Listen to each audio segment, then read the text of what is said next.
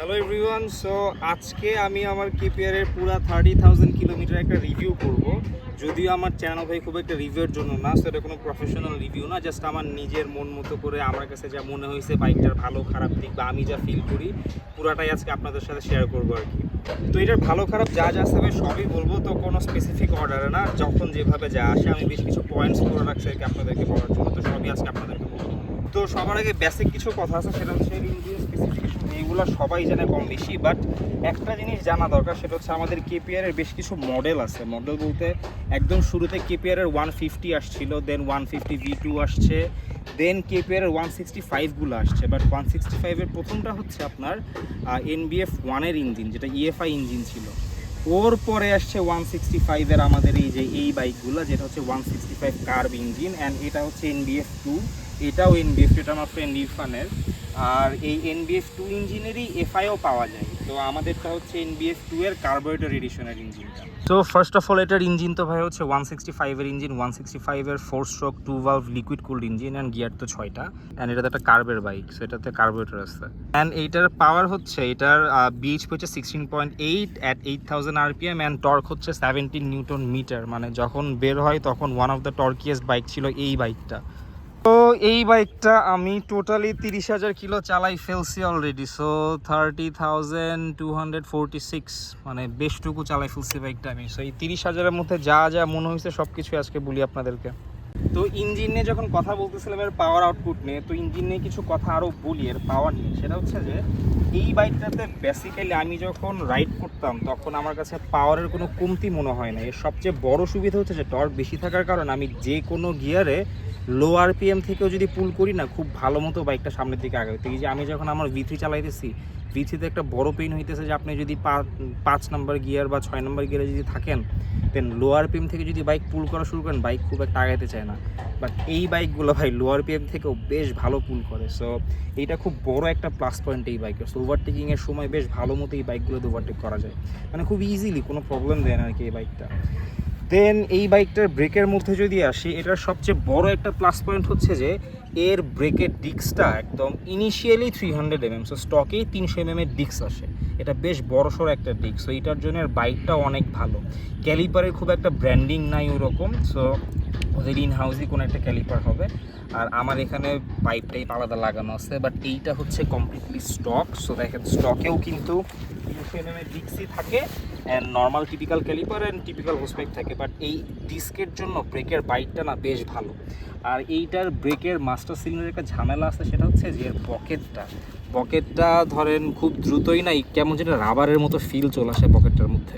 এটারও bucket change করা হয়েছে দেখে ফিলটা এখন সুন্দর, বাট বকেট এটার খুব দ্রুতই ক্ষয় হয়ে যায়, তখন আর কি আপনার ব্রেকের ফিলটা একটু রাবারের মতো ফিল চলে আসে। তো এটা ছাড়া ভাই ব্রেক নিয়ে আমার খুব একটা কোনো কমপ্লেন নাই। এর ব্রেক সেট আপ মানে স্টকে যা দেয় বেশ ভালো। রিয়ারের ব্রেকটা একটু কম ধরে, বাট একটু কম মানে ওরকমও কম না, বাট রিয়ারের চাইতে ফ্রন্টের যা ব্রেক সামনে, মানে অসাধারণ ব্রেক এই বাইকটা। তো এই তো গেল ব্রেকের কথা। না ওইটার স্টক টায়ার আসে, এটার স্টক টায়ার হচ্ছে CST ব্র্যান্ডের টায়ার। সামনের সাইজ হচ্ছে আপনার 90 সেগমেন্টের টায়ার, এটা 90/90/70। এইটা হচ্ছে নন রেডিয়াল, মানে সামনেরটা হচ্ছে নন রেডিয়াল, পিছেরটা আবার রেডিয়াল টায়ার। অ্যান্ড আমি এই বাইকটা নিয়ে আসছি কেন, বিকজ আমার বাইকের ভাই অনেক কিছু পাল্টানো, তো মানে স্টক থেকে একটু হলেও দূরে বাইকটা, বাট এটা অনেকটা স্টকের কাছাকাছি। তো স্টকের সাথে একদম ডিরেক্টলি এই টায়ারটাই দেয়। টায়ারের গ্রিপটা খারাপ তা না, গ্রিপটা ভালো, ড্রাই সারফেসে ভালো, বাট ওয়েট সারফেসে খুব একটা মানে ওরকম খুব একটা ভালো না এই টায়ারের গ্রিপটা। আর পিছনে আসা হচ্ছে আপনার 130 সেগমেন্টের টায়ার, অ্যান্ড এই টায়ারটা হচ্ছে আপনার রেডিয়াল, এটাও CST ব্র্যান্ডেরই টায়ার। এটা হচ্ছে 130/70, দেন R17, আর বলতে তো রেডিয়াল বুঝতেছি আমরা, তো 130 সেগমেন্টের টায়ার। অ্যান্ড এই টায়ারটারও গ্রিপ যে আহামরি ভালো এরকম না, ওই যে ড্রাই সারফেসের জন্য ভালো গ্রিপ, বাট ওয়েটের জন্য খুব একটা ভালো না। দেন এইটার সাসপেনশনে যাই, এর স্টক যেই সাসপেনশনটা থাকে এটাতে না একটা প্রবলেম আছে। কেপিআরের প্রবলেমসগুলোর মধ্যে একটা বড় সড়ো প্রবলেম হচ্ছে সাসপেনশন নিয়ে। আপনি যদি সিঙ্গেল রাইড করেন আপনার খুব একটা কোনো প্রবলেম হবে না, বাট আপনি যদি দুইজন নিয়ে রাইড করেন, মানে পিলন নিয়ে যদি রাইড করেন, তখন দেখবেন যে আপনার সাসপেনশনটা একটু বেশিই বসে গেছে। বিকজ কেপিআর এমনিতে একটু নিচু একটা বাইক, সো পিছের সাইডটা বা পিছের সিটটা না অন্যান্য স্পোর্টস বাইকের মতো উঁচু না। একটু নিচু, সো পিলিয়ন বসে এটা আরও নিচু হয়ে যায়, তখন কন্ট্রোলিংটা একটু অন্যরকম হয়ে যায়। তো সবাই করে কি জন্য আফটার মার্কেট সাসপেনশন লাগে। এখন আফটার মার্কেট বলতে থার্ড পার্টি না, অন্য কোনো বাইকের সাসপেনশন লাগে, যেমন আমার এটাতে হর্নেট এটা লাগানো আছে, অনেকে আবার আপনার সিবি ট্রিগারেরটা লাগায়, সিবি ট্রিগারটা এখন খুব একটা পাওয়া যায় না, এই জন্য সবাই হর্নেট এটা লাগায়। এখানে আমারটা হর্নেট এটা দেওয়া আছে এই জায়গাটাতে, অ্যান্ড হর্নেট এটা দেওয়ার পরে এইটার যেই ক্লিয়ারেন্সটা এটা একটু বাড়ছে, পিছের সাইডটা একটু উঁচু হয়েছে, খুব যে উঁচু হয়েছে এরকম না, একটু উঁচু হয়েছে। বাট আপনি যখন পিলিয়ন নিয়ে রাইড করবেন তখন আর আগের মতো ওই রকম মানে বাজে এক্সপিরিয়েন্স আপনাকে দিবে না, একটু হইলেও ভালো ফিল দিবে আপনাকে। তো কেউ যদি কেপিআর চালান, যদি সাসপেনশন কোনো ঝামেলায় নেয়, দেন ট্রাই করবেন যে স্টকটা বাদ দিয়ে হর্নের একটা ইনস্টল করে, এটা ফার বেটার একটা সাসপেনশন, এবং দাম মেবি 4-4.5 এরকম কিছু একটা হবে। অ্যান্ড এইটার হেডলাইটের কথা যদি বলি, সামনেতে প্রজেকশন হেডলাইট আসছে, প্রজেকশন এলইডি লাইট ভালো জিনিস, কিন্তু সবাই বলে যে এটা লাইট অনেক ভালো, এটার লাইট শুরুতে অনেক ভালো থাকে, বাট আমার এটার বয়স অলমোস্ট 3 ইয়ার্সের কাছাকাছি হয়ে যাচ্ছে। আর আমি যা খেয়াল করছি সেটা হচ্ছে যে যত টাইম যায় না লাইটটা কেন জানি অনেক একটু করে কমতে থাকে। এখন এটা আমার বাইকের ইস্যু নাকি অন্যান্যদের issue I don't know, but মনে হয় যে একটু একটু করে কমতে থাকে। তো fog light is a must ভাই, ফগ লাইট সবাই ইনস্টল করে, তো আপনারা যদি টুরে যদি যান তাহলে তো ফগ লাইট লাগবেই। বাট যদি ফগ লাইট ছাড়া চালান, লাইটটা খারাপ না, লাইটটা বেশ ভালো, খুব সুন্দর মতো একটা জায়গাতে আলো প্রজেক্ট করে বসে থাকে, মানে রাস্তা ভালোই দেখা যায় মোটামুটি। আর পিছনে যে টেল লাইটটা আছে, টেল লাইটটা সুন্দর, কিন্তু এর কেপিআরের পিছের সাইডটা না খুব একটা সুন্দর না। মানে কেপিআর একটা স্পোর্টস বাইক, এরা বলে একটা স্পোর্টস বাইক, বাট আমার কাছে এটাকে বেসিক্যালি স্পোর্টস বাইকের চাইতে না একটা স্পোর্টস ট্যুরিং বাইক বেশি মনে হয় আর কি। বিকজ এইটার যে ফুটপেকের পজিশন, স্পোর্টস বাইক হইলে কিন্তু ভাই ফুটপেকের পজিশন একটু হইলেও পিছে থাকে, বাট এটার পজিশন একদম কমিউটারের মতো। তো এটা যে একটা স্পোর্টস বাইক এটা খুব একটা মনে হয় না, কেন জানেন? এর সিটিং পজিশনের জন্য, সিটিং পজিশনটা অনেক কমফোর্টেবল, হ্যাঁ, বাট একটা লেজিট স্পোর্টস বাইকে না মানে ফুটপেকটা একটু হইলেও রিয়ার সাইড টাইপের থাকে, একটু হইলেও পিছের দিকে থাকে, বাট এইটার ফুটপেকটা একটু সামনের দিকে, এই জন্য অনেক কমফোর্ট লাগে। তো এইটাকে ডিরেক্টলি স্পোর্টস বাইকের চাইতে না স্পোর্টস ট্যুরিং বাইক বলাটা বেটার। তো এই তো গেল এর পিছের কথা। অ্যান্ড পিছে যেটা বললাম সেটা হচ্ছে যে জাস্ট একটা ইস্যু মনে হয় পিছের সাইডে আমার, সেটা হচ্ছে এর লুকটা। কারণ অন্যান্য স্পোর্টস বাইকে এইটা বেশ একটু উঁচু থাকে, এটা খুব একটা উঁচু না, এটা ফ্ল্যাট একটু। এটা একটা সুবিধা আছে, সুবিধা হচ্ছে যে আপনি যদি পিছনে পিলিয়ন নিয়ে রাইড করেন না, পিলিয়ন বসে অনেক মজা পাবে। বেশি উঁচু হইলে পিলিয়নে বসতে ঝামেলা হয়, বাট এই বাইকটাতে পিলিয়ন খুব আরাম করে বসতে পারবে, মানে একদম ফ্যামিলি প্যাক একটা বাইকের মতো এইটা। আর এইটার পিলিয়ন সিটের মধ্যে আরেকটা ইস্যু আছে, ইস্যু হচ্ছে যে যদি কেউ লম্বা কেউ বসে, তখন বসার পরে সে যখন আপনার পাটা এখানে দেয় না, অনেকক্ষণ লং রাইড করলে একটু হলেও ব্যথা হয়। মানে বাইকটা আসলে খুব লম্বা মানুষদের জন্য না, এই বাইকটা মানে একটু শর্ট হাইট বা মিডিয়াম হাইট যারা, তাদের জন্য একদম পারফেক্ট। যদি আপনার হাইট 6 ফিট হয় না, আপনি একটু পেইন খাবেন। পেইনটা কই খাবেন জানেন? বাইক যখন চালাবেন না, তখন পা রাখলে, আমার হাইট ভাই 5'7" বা 5'8" হইতে পারে ম্যাক্স, তো আমি পা রাখার পর আমার পাটা এখানে বাঁধে না, বাট যারা একটু লম্বা তাদের পা না একদম এই যে এই জায়গাটাতে একটু বেঁধে যায়। তো এইটা অনেকের কাছে একটু প্রবলেম মনে হয়। সো হাইট যদি বেশি হয় এমন না যে আপনার কাছে খুব খারাপ লাগে বাইকটা, নো, বাট হাইট বেশি হলে জাস্ট পাটা একটু লাগতে পারে, মানে একটু ইউজ টু হইতে হবে আর কি আপনাকে তখন বাইকটার সাথে। সো কেপিআরের মিটারটা নিয়ে একটু কথা বলি। কেপিআরের যে মিটারটা হচ্ছে আপনার অ্যানালগ আর ডিজিটালের কম্বিনেশন, একটা আমার কাছে বেশ ভালো লাগে। সো আপনার আরপিএম মিটারটা কমপ্লিটলি অ্যানালগ, আর স্পিড টিট যা আছে সব কিছুই পারফেক্টলি আছে। আর এটা একটা মজাদার জিনিস কি জানেন, এখানে তো আপনার কিলোমিটার পার আওয়ার দেখাচ্ছে, হ্যাঁ, আপনি যদি চান এটাকে মাইল পার আওয়ারও করতে পারেন। সো ধরে রাখলে দেখছেন এটা কি হয়ে গেছে, এখন মাইল পার আওয়ার হয়ে গেছে। আপনি চাইলে এটাকে মাইলেও সেট করে রাখতে পারেন, আপনি চাইলে আবার আমরা টিপিক্যালি যে কিলোমিটারে সেট করি সেটাতেও সেট করে রাখতে পারেন। আর এর মিটারের যেই কালারটা, এই কালারটাও না চেঞ্জ হয়। সো চাইলে ব্লু করা যায়, চাইলে রেড করা যায়। রেডটা দেখা যাচ্ছে না এখন খুব একটা, বাট এটা এখন রেড কালার হয়ে আছে। সো রেডও করা যায়, ব্লুও করা যায়। সো এই তো দুইটা কালারের কথা গেল। আর এর মিটার নিয়ে যখন বলতেছি, মিটারে কিছু প্রবলেম আছে। প্রবলেম বলতে একটা বড় সড়ো প্রবলেম হচ্ছে মিটারের যেই ফুয়েলের যেই মিটারটা থাকে না, এইটা খুব একটা অ্যাকুরেট না। মানে you can not trust this meter, মানে ফুয়েলের দিক থেকে আর কি। আপনার তেল ধরেন অনেক আছে, বাট ও দেখাবে তেল নাই। এই যে আমার বাইকে এখন তেল নাই, দেখাচ্ছে তেল নাই, কিন্তু আমার বাইকে তেল আছে, বাট ও দেখাচ্ছে একদমই তেল নাই আমার বাইকে। সো এইটা নিয়ে অনেকে, আমারটা তো একটু হইলেও ভালো আছে, এমন ভাইয়েরও বাইক পাইছি যারা ফুল ট্যাঙ্কি তেল ভরছে এরপরও মিটার 2 দাগ দেখাইতেছে। সো এখানে একটু ঝামেলা আছে আর কি, বাট এগুলো আসলে খুব একটা ইস্যু মনে হয় না আমার কাছে, বিকজ বাদবাকি যে ভালো দিকগুলো সেই ভালো দিকগুলো বিবেচনা করলে না এই ছোটোখাটো জিনিস কিছু মনে হয় না। সো তেলের কথা যখন বলতেছিলাম তখন তেলের ট্যাঙ্কির কথাটা একটু বলি। সো প্রথম কথা, এই ট্যাঙ্কি কিন্তু প্লাস্টিকের না, এই জিনিসটা আমার অনেক ভালো লাগে। সো নতুন ম্যাক্সিমাম বাইকেরই ভাই উপরের শেলটা থাকে প্লাস্টিক, এবার এটা প্লাস্টিক না, এটা ডিরেক্টলি মেটালের শেল। তো এতে দেখতে ভালো লাগে, খুব সুন্দর, বাট এতে একটা ছোট্ট প্রবলেমও আছে, সেটা হচ্ছে বাইকটা যদি হিট হয় না, হিট হইলে হিটটা ডিরেক্টলি ইঞ্জিন থেকে না আপনার এই মেটালের মধ্যে চলে আসে, তখন আপনি একটু ফিল করতে পারবেন যে আপনার বাইকটা একটু গরম হচ্ছে। যদি প্লাস্টিকের কভার থাকতো তাহলে তো ফিল করতেন না খুব একটা, but I prefer this metal tank over plastic tank, because আমার কাছে মেটাল ট্যাঙ্ক ভালো লাগে অনেক বেশি। আর এর ট্যাঙ্কিটা দেখতে ছোট হইলেও ভাই অলমোস্ট 17 লিটার তেল ধরে এটাতে। ম্যানুয়াল বুকে মনে হয় 16 পয়েন্ট সামথিং কিছু একটা লেখা আছে, আমার খেয়াল নেই, বাট কম বেশি 17 লিটারের কাছাকাছি এটাতে তেল ধরে। তো আর মিটার নিয়ে আরেকটা কথা বলে দেয়, দ্যাট ইজ এইটার মিটারের মধ্যে না ট্রিপ মিটার একটা। সো আপনি জাস্ট একটাই ট্রিপ পাবেন, এটাতে কোনো সেকেন্ড ট্রিপের অপশন আছে, জাস্ট ওডোমিটার আছে আর একটা ট্রিপ মিটার আছে। অন্যান্য ম্যাক্সিমাম বাইকে 2টা থাকে, বাট এটাতে একটা ট্রিপ মিটার আছে, আপনার ঘড়িও আছে, সব কিছুই আছে, মানে perfect meter. Just trip meter 2টা থাকলে ভালোই তো, বাট একটা আছে, এটা আসলে কমপ্লেন করার মতো খুব একটা কিছু না, বাট তাও বলে দিলাম আর কি আপনাদেরকে। তো এই তো গেল বাইকের টুকটাক কিছু স্পেসিফিকেশনসের ব্যাপার স্যাপার। তো এখন বাইক চালায় আমার নিজের কেমন লাগছে, মানে আমি কি ফিল করছি বা বাইকের ভালো দিক আমার কাছে কি কি মনে হয়েছে, খারাপ দিক কি কি মনে হয়েছে, এবার ওই পার্টগুলোর মধ্যে আসি। আচ্ছা, এইবারের ভালো দিকগুলোর মধ্যে আসি। ভালো দিক, আচ্ছা কি ভালো দিক বলবো না খারাপ দিক বলবো? আচ্ছা, তো এবারের ভালো আর খারাপ দিকের মধ্যে আসি। তো প্রথমেই বাইকটার কিছু খারাপ দিকগুলো বলি। খারাপ দিক বলতে একদম ওই রকম খারাপ দিক কিছু না, টুকটাক কিছু খারাপ দিক আছে যেগুলো আমার কাছে মনে হয়েছে। তার মধ্যে একদম প্রথমে যে খারাপ দিকটা আছে সেটা হচ্ছে পেইন্ট কোয়ালিটি। তো এমন না যে পেইন্ট উঠে চলে যায়, না, আমার বাইকে পেইন্ট কোয়ালিটির সবচেয়ে বড় সমস্যা হচ্ছে এই যে এই সাইডের সুইং আর্মগুলো, এ পাশেও তো এই যে দেখছেন সুইং আর্মের এখানে কোনো মানে রঙই নাই, যে কালো কালারের রং ছিল রঙগুলো একদম উঠেই গেছে, পুরাটাই লাইক ফ্ল্যাট হয়ে গেছে একদম। এখন এটা বলতে পারেন পানিতে ভিজতে ভিজতে, বৃষ্টিতে ভিজতে ভিজতে ভিজতে ভাই যে যাই বলেন না কেন, বাট এইটা দেখতে আসলেই বাজে লাগে। এখন আমার কাছে মনে হয় যে এইটা হয়তো বা আমার কপাল খারাপ, তাই আমার কাছে এরকম কিছু একটা হয়েছে, বাট অন্যান্য বাইকে এইরকম যে উঠে এরকম ঠিক না। যেমন এই যে দেখেন ইরফানের বাইকটা, ওর বাইকের সুইং আর্মে কিন্তু আবার এরকম হয় নাই। ওরটার বয়স আর আমারটার বয়স অলমোস্ট কাছাকাছি, আমার বাইক কেনার মনে হয় 6-7 মাস পরেই ও বাইক কিনছিল। তো ওর সুইং আর্ম কিন্তু আবার ঠিক আছে, এইটাতে পেইন্ট কোয়ালিটি আবার ঠিক আছে, বাট আমারটাতে ঠিক ছিল না। ইনফ্যাক্ট এই যে দেখেন আমারটার এই সাইডের সুইং আর্মটা দেখছেন, এই সাইডের সুইং আর্মেরও অবস্থা খুব একটা সুবিধার না, মানে বেশ কয়েকটা জায়গা থেকে কালার টালার উঠে গেছে।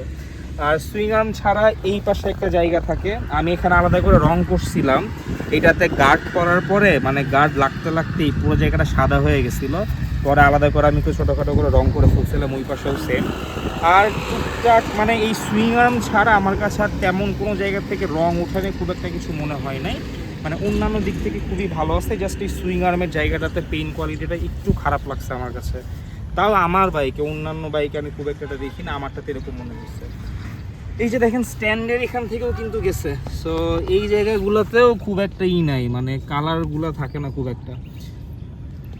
বাট ভাই এইটা না মানে মানে নাথিং মেজর, জাস্ট বলার দরকার তাই বলতেছি আপনাদেরকে, মানে এমন না যে এইটার জন্য বাইক নেওয়া যাবে না, অ্যাবসলিউটলি নট।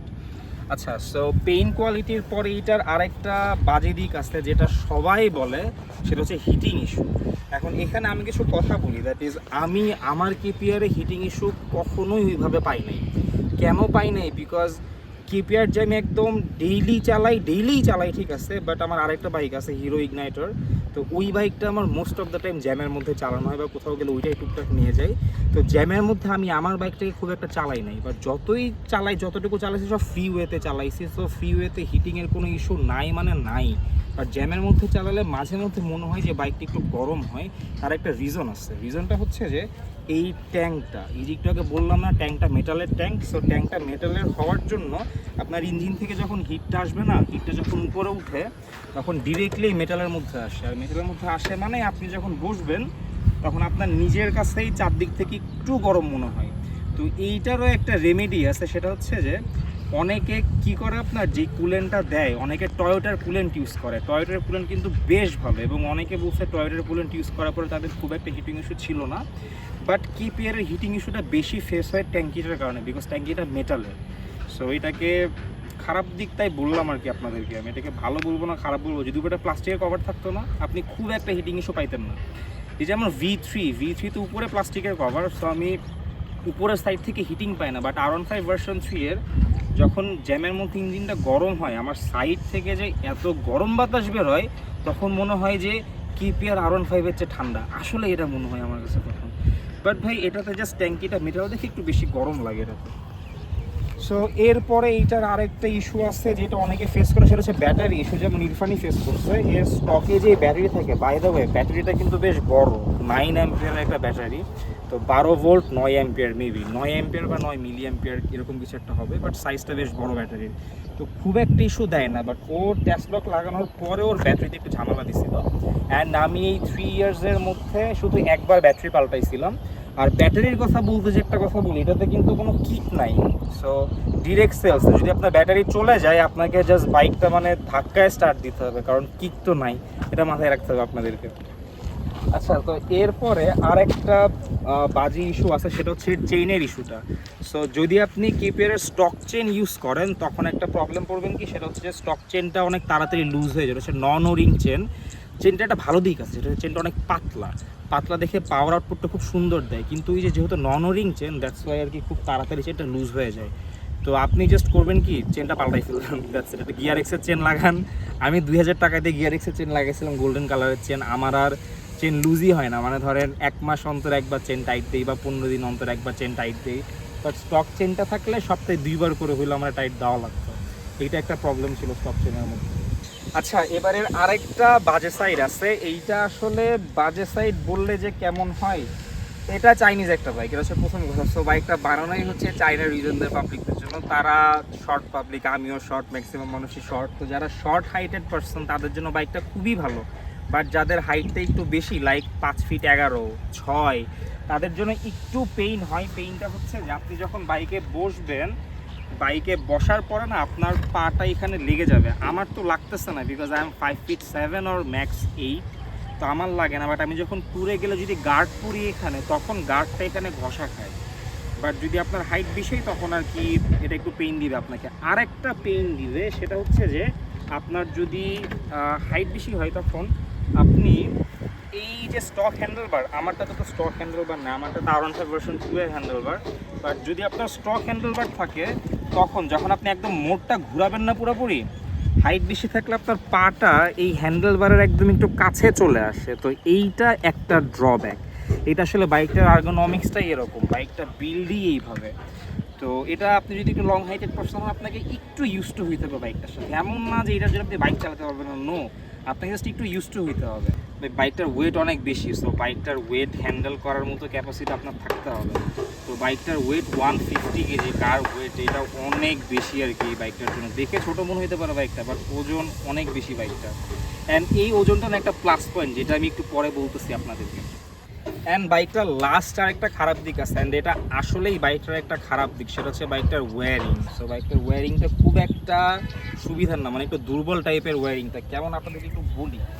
যেমন এর একটা বড় প্রবলেম হচ্ছে যে এই যে ইগনিশন সুইচটা, এখন আমার সুইচটা পারফেক্টলি কাজ করতেছে, কোনো প্রবলেম নাই। বাট আমার এই লক সেটটা পাল্টানো লাগছিল একবার। কেন? বিকজ এইটার নিচে যেই ওয়্যারিংগুলো থাকে না, ওই ওয়্যারিংগুলো খুব একটা সুবিধার না, মানে একটু দুর্বল টাইপের ওয়্যারিং, অনেক চিকন চিকন তার দিয়ে বানানো। তো এই ওয়্যারিংটা আর কি একটা ইস্যু লাগছে আমার কাছে। আমার এই লক সেটটা একবার পাল্টানো লাগছে। পাল্টানোর আগে আমি মেরামত করছিলাম, এটাকে লিটনি ঠিক করে দিছিল। বাট যতবারই ঠিক করুক না কেন, ওই ঝামেলা থাকেই যায়। তো এই জন্য বেটার চেঞ্জই করে ফেলছিলাম। এরকম আরও ওয়্যারিংয়ের টুকটাক কিছু ইস্যু আছে এইটার মধ্যে। তো এইগুলো আর কি আপনাকে একটু মাথায় রাখতে হবে। আর একটা ইস্যু আছে এইটা, সেটা হচ্ছে মাইলেজ। এখন মাইলেজটা ভাই একটু কম। সো আপনি যদি কার্ব এডিশনের বাইক চালান, তখন আপনাকে মাইলেজ দিবে হচ্ছে অন অ্যাভারেজ ধরা যায় 33 থেকে 35 অন অ্যাভারেজ। আমি যদিও 35 পাই নাই ভাই, সত্যি কথা। আমি স্টক অবস্থায় এটার থেকে মাইলেজ পাইতাম 30, ম্যাক্স 32, ম্যাক্স 33 খুব যদি বেশি হয়, বাট অন অ্যাভারেজ ধরেন আপনি যদি ভদ্রভাবে চালান আপনি হয়তো বা 33 থেকে 35 পেতে পারেন। আর যদি এফআই বাইক হয় আপনার একটু বেশি পাবেন, লাইক 35 থেকে 40-র কাছাকাছিও পাইতে পারেন আপনি। সো এটা ভাই ভালো না খারাপ দিক সেটা আপনারাই বিবেচনা করেন, এখানে আমার কিছু বলার নাই মাইলেজ নিয়ে। আচ্ছা, আর এর সাসপেনশনটা খারাপ দিকটা তো আপনাদেরকে বলছিলামই আগেই যে সিঙ্গেলে থাকলে খুব একটা ঝামেলা দেয় না, বাট পিলিয়নে থাকলে একটু ঝামেলা দেয়। সো হর্নেট এটা লাগাই ফেলেন, খুব একটা ঝামেলা হবে না।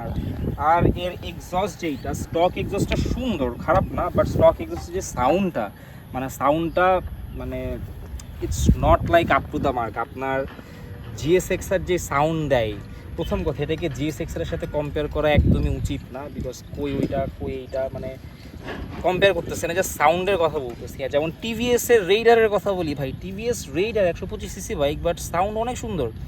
এইটার সাউন্ডও সুন্দর, বাট ওই রকম একটা বেস পাঞ্চি সাউন্ড যে দেয় না স্টক এক্সস্ট, ওই সাউন্ড আপনাকে দিবে না। একটু মেলো, একটু কী বলবো, একটু লো টাইপের একটা সাউন্ড দিবে আপনাকে আর কি। তো অনেকের কাছে এটা ভালো লাগে, অনেকের কাছে ভালো লাগে না, আমার কাছে ভালো লাগে না খুব একটা এটার সাউন্ডটা, এই জন্য তো আমার এক্সস্টটা পাল্টাই ফেলছি। অ্যান্ড এইটার স্টক যে ভাইজারটা থাকে, বাই দ্য ওয়ে এইটাও স্টক না, এই ভাইজারটাও স্টক না, হ্যাঁ। বাট সাথে যে স্টক ভাইজার বা ভাইজার বলতেছে এখানে, যে উইন্ডশিল্ডটা থাকে সাথে, ওই উইন্ডশিল্ডটা একদম ফ্ল্যাট। তো ওইটা খুব একটা একদমই আমার কাছে ভালো লাগে না। তো ওর চাইতে আফটার মার্কেট উইন্ডশিল্ডগুলো আর কি বেশ সুন্দর দেখতে। অ্যান্ড কেপিআরের ক্লাচ নিয়ে একটা কথা বলি, কেপিআরের ক্লাচটা যে খুব যে সফট এরকম না, কেপিআরের ক্লাচটা একটু হার্ড টাইপের ক্লাচ, হ্যাঁ। যদিও এনবিএফ 1-এর ক্লাচটা আরও হার্ড ছিল, এই ক্লাচটা একটু হইলেও স্মুথ হয়েছে। ইনফ্যাক্ট এনবিএফ 1-এর চাইতে এনবিএফ 2-এর ইঞ্জিনটা ওভারঅল স্মুথ হয়েছে অনেক, বাট ক্লাচটা যে খুব সফট এরকম না, মানে সফট দ্যাটস ফাইন, বাট R15-এর স্লিপার ক্লাচ যেরকম এতটা সফট, মানে ইটস নট লাইক দ্যাট।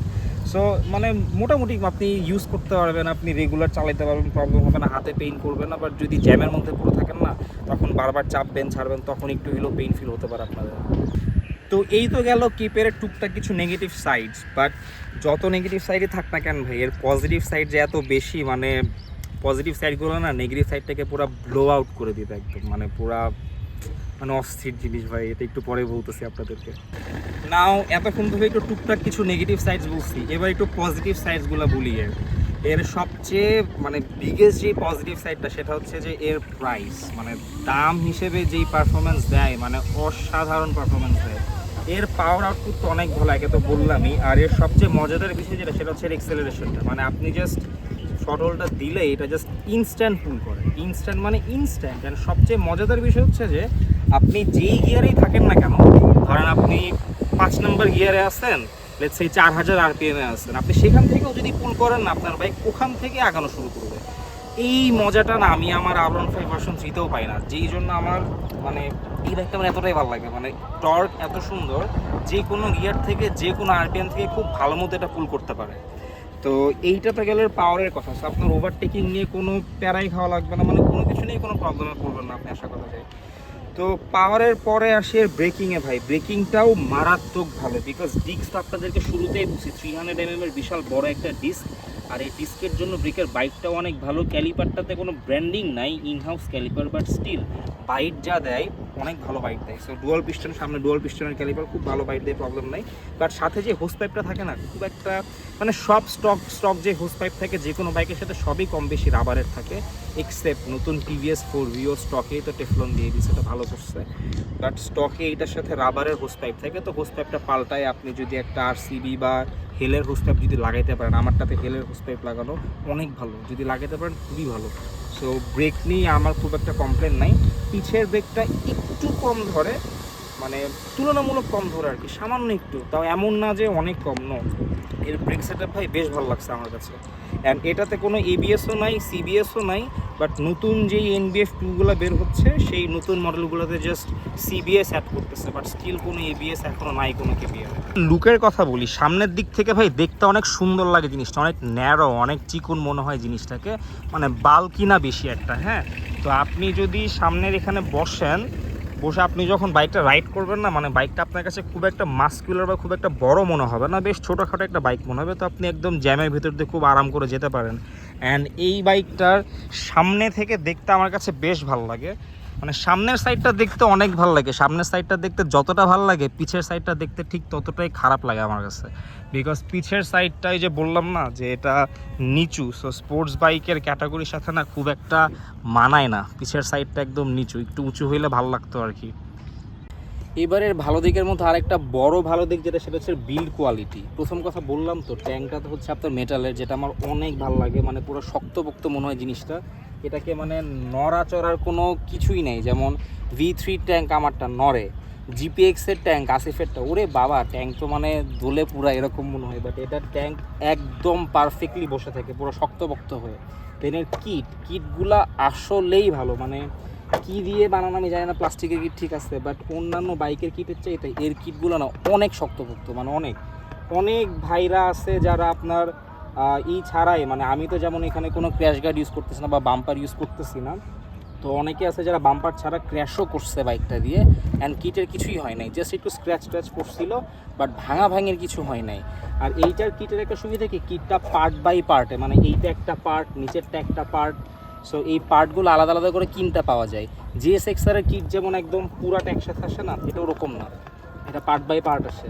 আর কিটের মধ্যে এই জায়গাটা তো এরা ঢাকে নাই, সেই জায়গাটা ওপেন আছে, তো কিটটা যে অনেক বড় এরকমও না, বাট যাই দিছে না কেন ভাই বিল্ড কোয়ালিটি আমার কাছে অনেক ভালো লাগছে, অ্যাটলিস্ট মানে কোয়ালিটিফুল কিট আছে এটার মধ্যে। তো এই তো গেল এটার বিল্ড কোয়ালিটির কথা। আর পেইন্টের কথা তো আপনাকে খারাপ সাইডের মধ্যে বলছি, বাট কিটের পেইন্টগুলো নিয়ে আমার কোনো ইস্যু নাই, পেইন্ট অনেক সুন্দর আছে, অ্যাটলিস্ট আমার এই রেড কালারগুলোর মধ্যে কালার নিয়ে খুব একটা প্রবলেমের মধ্যে আমি পড়ি নাই। বাট মাডগার্ডে কিছু জিনিস ছিল, মাডগার্ডের এখানে যেই তারটা, এই যে হোস পাইপটা, এটা লাগতে লাগতে এখান থেকে আর কি রং উঠে যাইতো আগে, পরে আমি কালার করে ফেলছি, এখন আর খুব একটা প্রবলেম নাই। তো এই তো গেল বিল্ড কোয়ালিটির কথা। আর এর ভালো দিক আরেকটা যেটা হচ্ছে সিটিং পজিশনটা। তো সিটিং পজিশনটা বেসিক্যালি খুব একটা স্পোর্টি না, আপনি যখন বসবেন মানে আপনার কাছে অনেক কমফোর্টেবলই মনে হবে, কারণ পাটা খুব একটা পিছিয়ে দেওয়া লাগে না, আপনাকে সামনেই দেওয়া লাগে। সো প্রপার স্পোর্টস বাইকের পজিশন ভাই একটু পাটা পিছের দিকে থাকবে, একটু টাকিং করে বসবেন, ঠিক আছে, বাট এইটাতে পাটা একটু সামনের দিকে, দেখছো আপনি অনেকক্ষণ বাইক চালাইলেও খুব একটা ফ্যাটিগ আসবে না আপনার কাছে, বা খুব একটা খারাপ মনে হবে না, অ্যাটলিস্ট আপনি টায়ার্ড হবেন না। তো এই জন্য আমি না এটাকে স্পোর্টস বাইকের চাইতে একটা স্পোর্টস ট্যুরিং বাইক হিসেবেই দেখতে বেশি পছন্দ করি জিনিসটাকে, কারণ ট্যুরের জন্য জিনিসটা অ্যাবসোলুট পারফেক্ট, মানে একদম টু দ্য পয়েন্টে পারফেক্ট একটা বাইক ট্যুরের জন্য। বাট ওই যে মাইলেজটা একটু ইস্যু, বাট ওই যে ভাই আবার যেই বাজেট আপনাকে যেই পাওয়ার দিচ্ছে, এই পাওয়ার চিন্তা করলে আবার মাইলেজটা খুব একটা কোনো ফ্যাক্টরই না। বাট যদি ডেইলি রেগুলার সিটিতে চালান তখন আবার মাইলেজটা একটু কমে আসে, তো তখন আবার একটু চিন্তার বিষয় হয়ে যায় এই জিনিসটা। অ্যান্ড এর আরেকটা ভালো দিক বলে সেটা হচ্ছে কন্ট্রোলিং। আমার কাছে এই বাইকটার কন্ট্রোলিং না অনেক বেশি ভালো লাগছে, তার একটা রিজন হচ্ছে যে এটার না মানে ওয়েট ব্যালেন্সিং পুরো সামনের দিকে, সো ম্যাক্সিমাম ওয়েটটাই কাজ করে সামনের দিকে। এতে আমার ভালো লাগে কখন, মানে ব্রেক ধরতে আমার কাছে ভালো লাগে এই জিনিসটার জন্য, কারণ ব্রেক ধরার একটা নিয়ম হচ্ছে কি, মানে আগে ফ্রন্ট টায়ারে একটু লোডটা দিয়ে দিতে হয়, দেন আপনি আস্তে আস্তে ব্রেকটা ধরবেন। সো এই দিক থেকে না মানে ওয়েট ব্যালেন্সিং একটু সামনের দিকে হইলে আমার কাছে ভালো লাগে।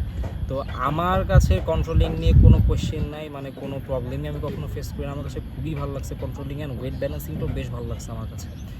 তো এই তো গেলে সবগুলো ভালো দিকের কথা। হ্যাঁ, আরও অনেক ভালো দিক অনেকের কাছে মনে হতে পারে, বাট আমার কাছে যা মনে হয়েছে আমি সবই আপনাদেরকে বললাম। এর আর কয়েকটা ছোটোখাটো নিটপিক্স আছে, মানে যেগুলো একটু আপনাকে লাইক ব্যাড বাস দিবে, বুঝছেন, মানে একটু বিরক্ত করতে পারে আপনাকে। তো এই কয়েকটা জিনিস আপনাদেরকে আমি বলি।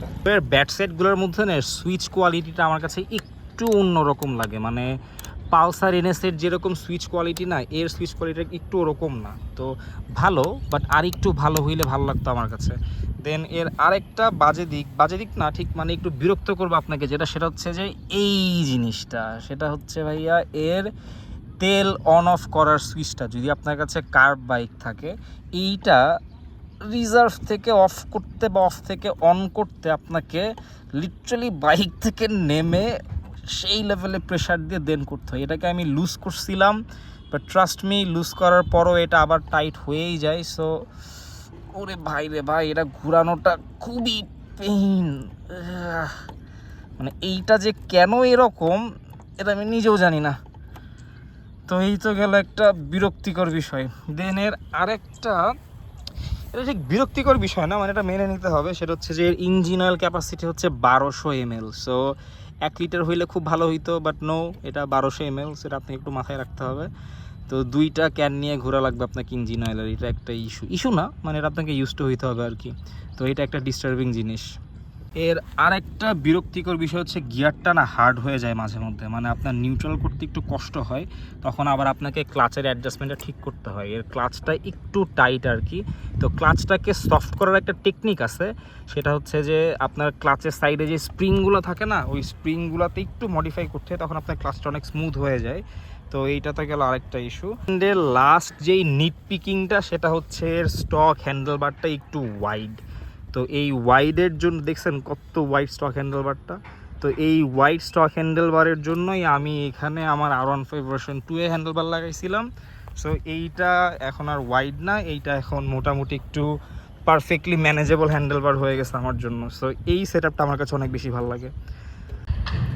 So yeah that's it guys, এই ছিল আমার টোটাল 30,000 কিলোমিটার বাইক চালানোর একটা রিভিউ। তো আমার নিজের কাছে যা ভাল লাগছে, যা খারাপ লাগছে, ছোটোখাটো যা ইস্যু ছিল, অ্যাটলিস্ট আমি যা ফেস করছি সব কিছু আপনাদেরকে বলছি। বাট দিন শেষে একটা কথা বলি, এইটার যে বাজেট না, মানে এই বাজেট যদি চিন্তা করেন, এই বাইকটাকে বিট করার মতো কোনো বাইক মানে আমার কাছে মনে হয় না আছে, বা থাকলেও হয়তো বা খুবই কম। আপনারা একটু কমেন্ট করেন ভাই যে চেয়ে যদি কোনো ভালো বাইক থাকে। অবশ্যই আছে ভাই, বিকজ সবার তো রিকোয়ারমেন্ট একরকম না।